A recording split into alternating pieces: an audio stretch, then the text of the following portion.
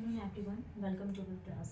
जैसे कि हमने यहाँ पे सॉइल मैकेनिक्स जो टेक्निकल सब्जेक्ट स्टार्ट किया था और अभी हमने यहाँ पे प्रीवियस क्लास में क्या पढ़ा था, यहाँ पे स्टैंडर्ड पेनिट्रेशन टेस्ट।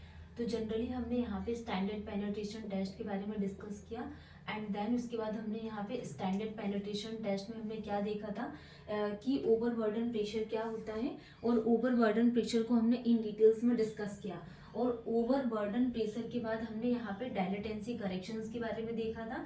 डायलेटेंसी करेक्शन को क्योंकि ऑब्जेक्टिव में ओवरबर्डन प्रेशर एंड डायलेटेंसी से भी क्वेश्चंस पूछ लेते हैं। अब हम बात करने वाले हैं next important parameters plate load test के बारे में। तो जो प्लेट लोड टोस्ट टेस्ट है, इससे जनरली बहुत क्वेश्चंस पूछे जाते हैं। अब किस तरीके की क्वेश्चंस पूछे जाती है वो चीजें हम यहाँ पे डिस्कस करेंगे। सबसे फर्स्ट चीज कि ये प्लेट लोड टेस्ट होता क्या है, हम इसका यूज कैसे करते हैं एंड कितनी नंबर ऑफ साइज की प्लेट्स हम यहाँ पे यूज करते हैं। जैसा कि हमारा क्या हाईवे इंजीनियरिंग एक सब्जेक्ट है यहाँ पे, तो हाईवे इंजीनियरिंग भी हम यहाँ पे नेक्स्ट जो क्लास टॉपिक सब्जेक्ट स्टार्ट होगा हमारा हाईवे इंजीनियरिंग। ओके, तो इसमें 7th यूनिट में हमारा प्लेट लोड टेस्ट एक टॉपिक है जो यहाँ पे हमारा सॉइल मैकेनिक्स में भी है। मतलब कि ये जो टॉपिक है हमारा दोनों सब्जेक्ट में कवर हो जाएगा। तो हम सबसे पहले हाईवे इंजीनियरिंग के लिए अगर हम बात करें कि जैसे हम यहाँ पे हाईवे इंजीनियरिंग की स्टडी करते हैं, तो हाईवे इंजीनियरिंग में हम प्लेट लोड टेस्ट का यूज किस लिए करते हैं, सब ग्रेड के लिए यूज करते हैं।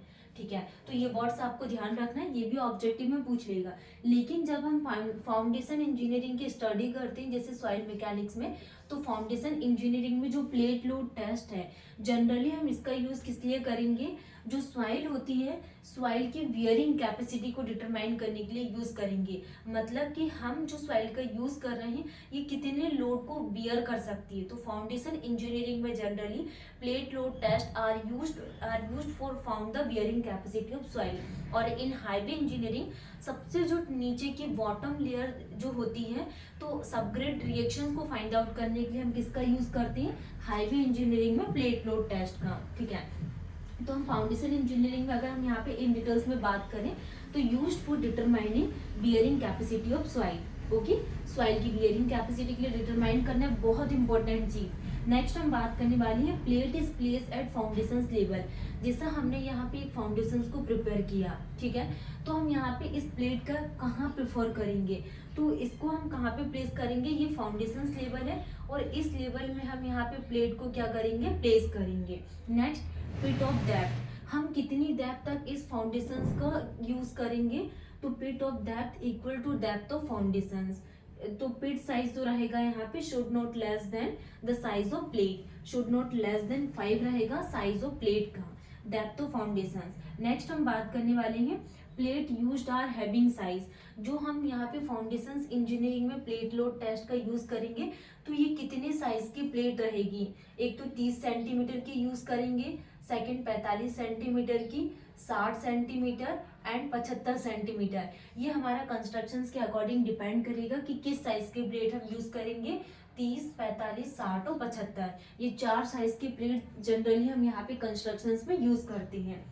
ठीक है, और इसकी थिकनेस कितनी ली जाती है, थिकनेस के लिए अगर हम बात करें तो 2.5 सेंटीमीटर जनरली इसकी क्या होती है, थिकनेस होती है। नेक्स्ट हम यहाँ पे शेप के लिए बात करें तो शेप बहुत इंपॉर्टेंट पैरामीटर्स जो क्वेश्चंस पूछे जाते हैं, एक तो यहाँ पे इसका साइज पूछ लेंगे कि किस साइज की प्लेट हम यूज करते हैं। नेक्स्ट यहाँ पे क्या यूज करेंगे कि फाउंडेशन इंजीनियरिंग में जनरली हम जो प्लेट लोड टेस्ट का यूज कर रहे हैं तो सॉइल की वियरिंग कैपेसिटी को डिटरमाइन करने के लिए यूज करेंगे। नेक्स्ट पैरामीटर आ जाता है शेप के बारे में, तो सर्कुलर प्लेट का हम यूज करते हैं। सर्कुलर के बाद हम यहाँ पे स्क्वायर का यूज करेंगे, square bearing plates of mild steel की ये प्लेट्स होती है यूज्ड। एंड जो थिकनेस रहेगी इसकी 25 mm तक की थिकनेस, एंड जो साइज का रेंज कितना होगा, 300 mm से लेकर 750 mm तक इसकी रेंज वेरी करेगी। ओके, तो ये कुछ इंपॉर्टेंट पैरामीटर्स है जो आपको ध्यान रखना है। डायरेक्टली कोई भी एग्जाम में पूछ लेगा, जिसे यूपीएससी आईईएस में भी ये क्वेश्चन पूछा गया था, in foundation engineering plate load test का यूज हम किस लिए करते हैं? एक तो बियरिंग कैपेसिटी ऑफ सॉइल को डिटरमाइन करने के लिए आपको सिर्फ इतना ही ध्यान रखना है। नेक्स्ट इसका शेप के बारे में कि सर्कुलर या फिर स्क्वायर बियरिंग प्लेट का यूज करेंगे, और जो साइज रेंज रहेगी वो 300 से लेके 750 एंड माइल्ड स्टील की प्लेट होती है ये, और जो थिकनेस रहेगी 25 mm तक की हम यूज करेंगे। और साइज जैसे हमने डिस्कस किया 30 सेंटीमीटर, 45 सेंटीमीटर, 60 सेंटीमीटर और 75 सेंटीमीटर तक। अब हम बात करने वाले हैं कुछ यहाँ पे, जैसे कि लोड, अगर फाउंडेशंस में लोड आ रहा है, loading is continue on the plate until one of the following conditions occur, तो कितनी कंडीशंस अकर करती हैं?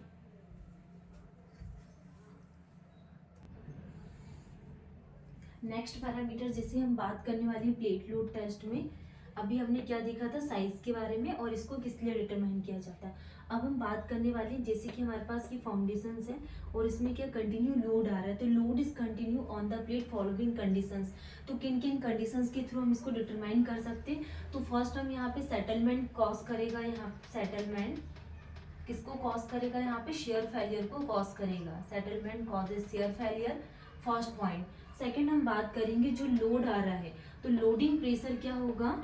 Loading pressure is greater than 3 times of allowable pressure. कितना होगा ये? अलाउएबल प्रेशर का कितना? 3 टाइम्स होगा क्या? Loading pressure.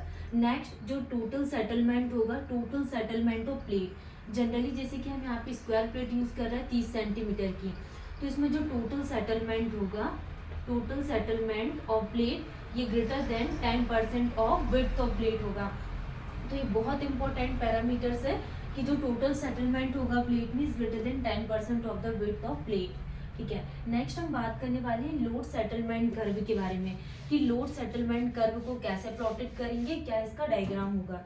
तो load settlement curve is plotted to find out ultimate load on plate. Plate में हमें क्या अल्टीमेट लोड को फाइंड आउट करना, तो हम यहाँ पे एक हॉरिजॉन्टल लाइन को ड्रॉ करेंगे एंड वन वर्टिकल लाइन को। ओके, ये क्या हो गया? अल्टीमेट लोड ऑन प्लेट, मतलब कि लोड के बीच में और सेटलमेंट के बीच में हम एक कर्व को ड्रॉ करेंगे।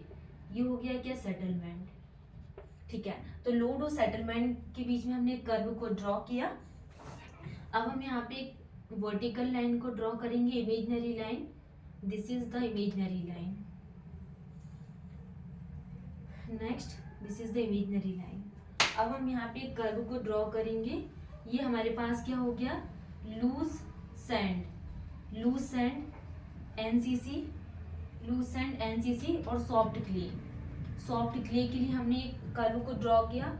नेक्स्ट कर्व को हम ड्रॉ करेंगे, तो ये किसके लिए हो गया? डेंस सैंड के लिए, dense sand stiff clay, dense sand stiff clay, और इसको ओसीसी बोला जाता है। तो ये कर्व हो गया हमारे पास किस किस के बीच में।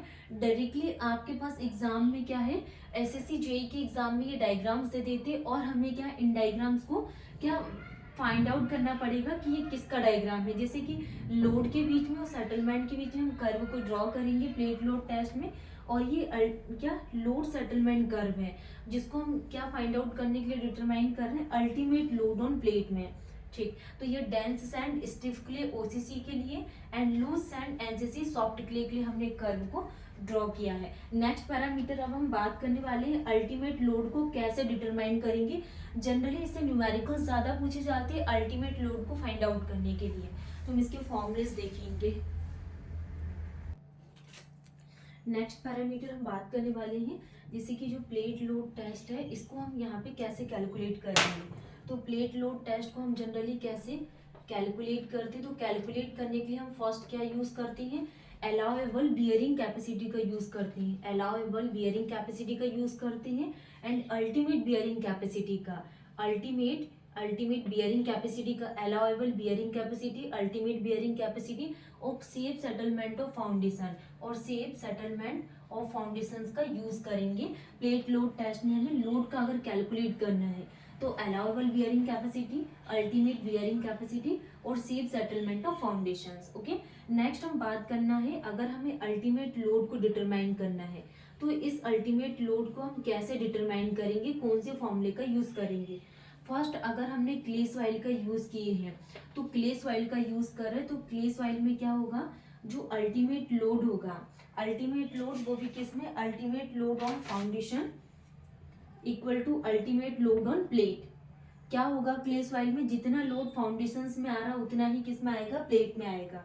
अगर हमें क्ले सॉइल में लोड को डिटरमाइन करना है, अल्टीमेट लोड को, और अगर सैंड के लिए डिटरमाइन करना है तो सैंड की कंडीशन में अल्टीमेट लोड को कैसे डिटरमाइन करेंगे, हम यहाँ पे फर्स्ट किसका यूज करेंगे, जो अल्टीमेट लोड है प्लेट में divided by ultimate load on foundations divided bye dimension on foundations, dimension of plate divided by settlement, या फिर जो विड्थ ऑफ फाउंडेशंस होगा, डायमेंशंस ऑन प्लेट और या divided by dimensions of foundations. तो ये सैंड की कंडीशन में हम इसको डिटरमाइन करेंगे। और अगर अगर हमें सेटलमेंट को कैलकुलेट करना है, सेटलमेंट को कैलकुलेट करना है तो हम वो भी किसमें, क्ले सॉइल में।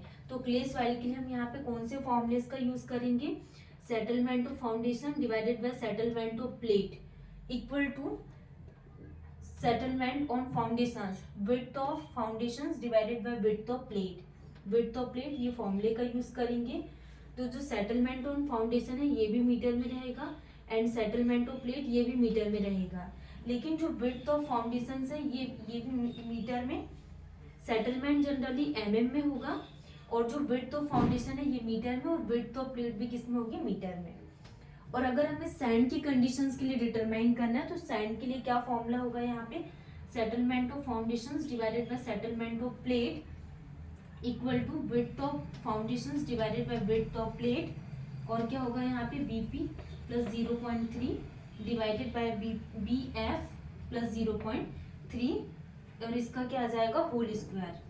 ठीक है, तो ये जो फॉर्मूला है सैंड के लिए, अगर हमें सेटलमेंट का कैलकुलेशन करना है, settlement calculation on sand soil, तो ये फॉर्मूला जनरली यूपीएससी IES 2000 किसमें 2019 में पूछा हुआ था कि अगर हमें सैंड की कंडीशंस में, और वो भी क्या पूछा था इसमें, न्यूमेरिकल्स पूछा हुआ था, जिसमें हमें डायमेंशंस ऑन फाउंडेशंस और डायमेंशन ऑफ प्लेट की वैल्यूज गिवन थी, और हमें क्या सेटलमेंट ऑन फाउंडेशंस को डिटरमाइन करना था। तो इन फॉर्मूलेस को जनरली आपको ध्यान रखना है, अल्टीमेट लोड को कैसे कैलकुलेट करेंगे एंड सेटलमेंट को कैसे कैलकुलेट करेंगे, वो भी क्ले सॉइल में और सैंड सॉइल में, और दोनों कंडीशंस के लिए क्या फॉर्मूलेस होंगे। और नेक्स्ट हमें क्या ध्यान रखना है, साइज ऑफ प्लेट, और नेक्स्ट हमें सॉइल के पैरामीटर्स को ध्यान रखना है, जैसे वियरिंग कैपेसिटी ऑफ सॉइल को क्या कैसे कैलकुलेट किया जाता है, और सेटलमेंट और लोड कैलकुलेट करने के लिए यहाँ से न्यूमेरिकल्स ज़्यादा पूछे जाते हैं। अब हम बात करने वाले स्टैटिक कोन पेनिट्रेशन टेस्ट के बारे में।